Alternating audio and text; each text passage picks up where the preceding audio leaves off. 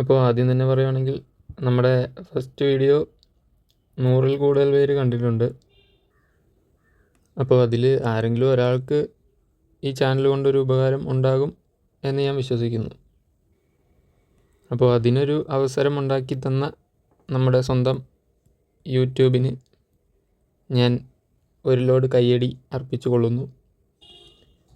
കാര്യം ഇപ്പോൾ ഒരു ഇൻസ്റ്റിറ്റ്യൂട്ട്, ഇപ്പോൾ നമ്മുടെ ഫോർച്യൂണോ സൈലോ ഒക്കെ ആണെങ്കിലും അവരൊരു ക്ലാസ് റൂം സെറ്റപ്പ് ഉണ്ടാക്കി അവർ ടീച്ചേഴ്സിനെ വെച്ച് അതിന് പറ്റുന്ന രീതിയിലുള്ള ഇൻഫ്രാസ്ട്രക്ചർ എല്ലാം ഉണ്ടാക്കി, പിന്നെ അതുപോലെ തന്നെ പൈസ മുടക്കും ചെയ്തിട്ടാണ് അങ്ങനത്തെ കണ്ടൻറ്റുകൾ പിള്ളേർക്ക് കൊടുക്കുന്നത്.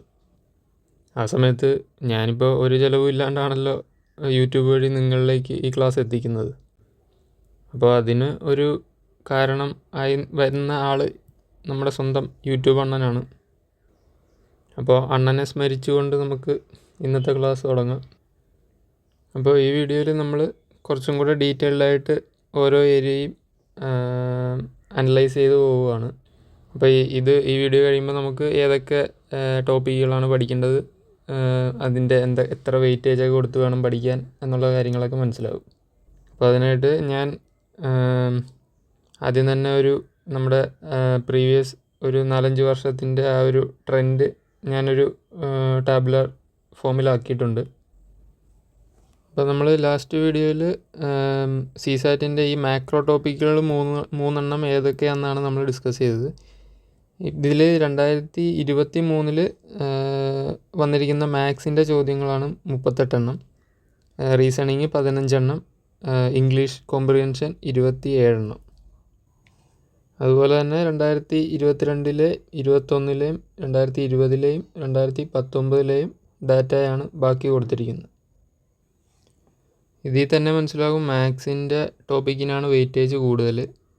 പിന്നെ സെക്കൻഡ് വരുമ്പോഴത്തേക്കും ഇംഗ്ലീഷിനാണ് വെയിറ്റേജ്. ഏറ്റവും കുറഞ്ഞ വെയിറ്റേജാണ് ലോജിക്കൽ റീസണിങ്ങിന് സാധാരണ. ഇനി നമുക്ക് ഇതിൽ മൂന്നിൻ്റെയും മൈക്രോ ടോപ്പിക്സ് ഏതൊക്കെയാണെന്ന് നോക്കാം. ഇനി കണക്കിലേക്ക് വരുമ്പോൾ നമ്മുടെ ഫസ്റ്റ് പ്രയോറിറ്റി കൊടുക്കേണ്ടത് നമ്പർ സിസ്റ്റത്തിനാണ്. അതായത് നമ്പേഴ്സുമായിട്ട് ബന്ധപ്പെട്ടുള്ള കാര്യങ്ങൾ.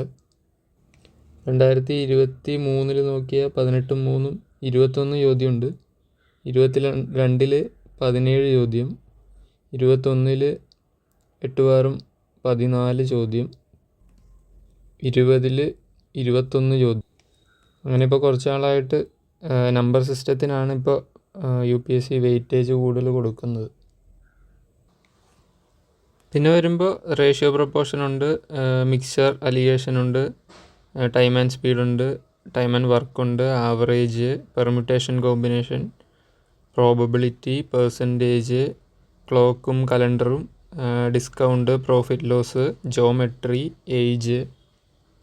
അങ്ങനെ നമ്മൾ കോമൺ ആയിട്ട് നോക്കാറുള്ള മാത്സിൻ്റെ മിക്ക ടോപ്പിക്കുകളും നമുക്ക് നോക്കേണ്ടതാണ്. അതുകൊണ്ട് ഞാൻ നേരത്തെ പറഞ്ഞ പോലെ സിസാറ്റിന് നമ്മൾ കുറച്ച് ടൈം ഇൻവെസ്റ്റ് ചെയ്യണം.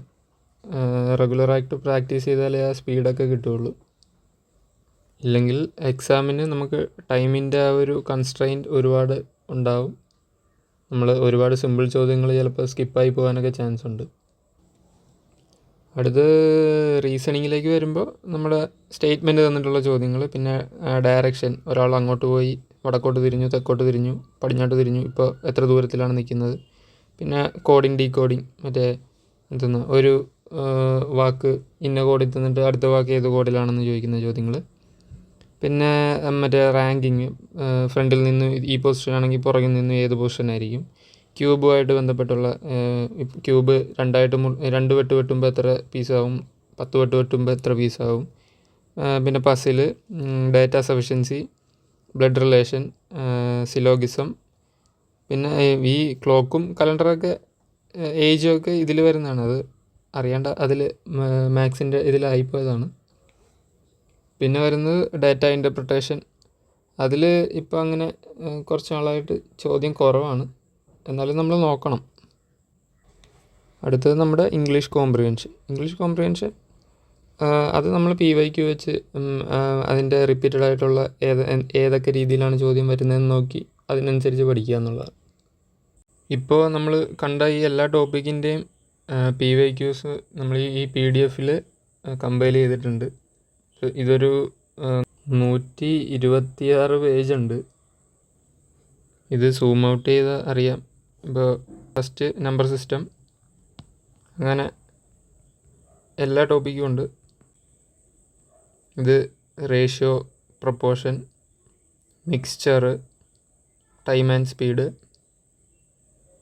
ടൈം ആൻഡ് വർക്ക്, ആവറേജ്, ഇതെല്ലാം PYQs ആണ്. Permutation, combination, probability, percentage, clock, calendar, ഇതെല്ലാം ഒറ്റ ഈ PDF-ൽ തന്നെ കമ്പൈൽ ചെയ്ത് വെച്ചിട്ടുണ്ട്.